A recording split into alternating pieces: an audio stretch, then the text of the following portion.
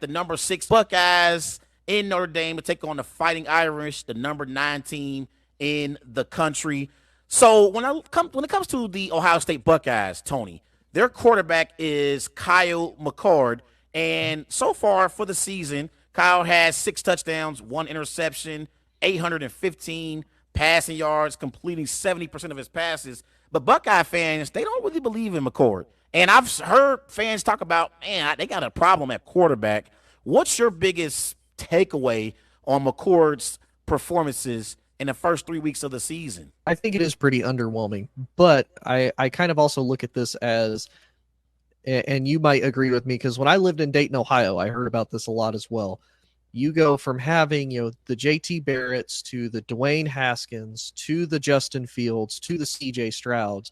Those were all great quarterbacks for Ohio State. And Yeah. then you get, a kid like Kyle McCord who comes in. He's been in the system for a couple years now, and he does struggle a little bit. And I equate that to not only the offensive line being a little rusty, the talent I don't think is as good as it was last year with their offensive line.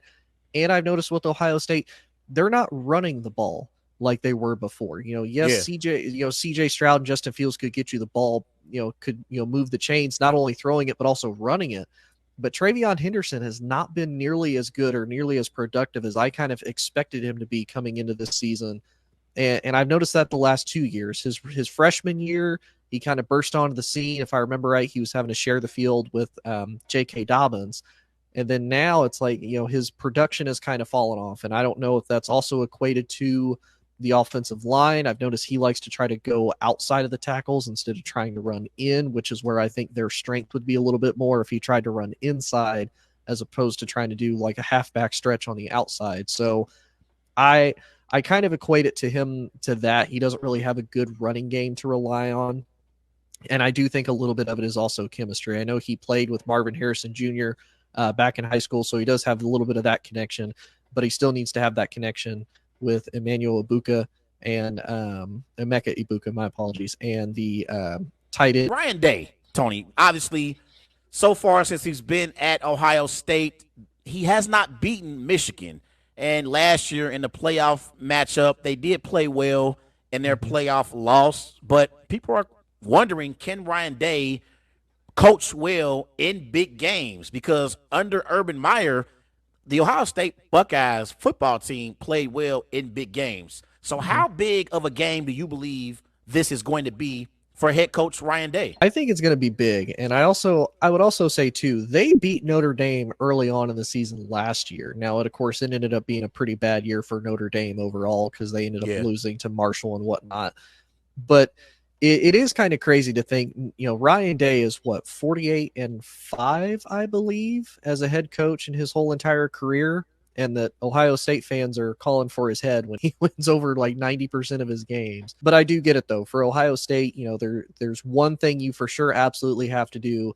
You have to beat Michigan every single year. The second most important thing is you have to, contend for a national title. Now, I will say, as somebody that I've watched Ohio State from the outside quite a lot, there's been a saying that everybody has brought up. Michigan is built to beat Ohio State, but Ohio State is built to compete for national titles. And we saw that most evident last year. We even saw it the year before that.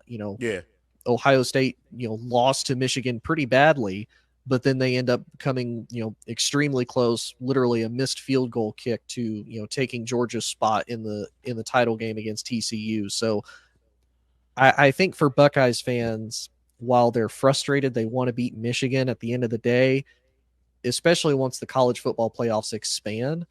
I would rather have a coach like Ryan Day able to lead me in the playoffs. If we lose to Michigan, that's not going to be as big of a deal. You're still going to pretty much have a guaranteed spot into the playoffs because more than likely, whoever wins the Big Ten and the runner-up is going to be in the playoffs next year. Same with the SEC.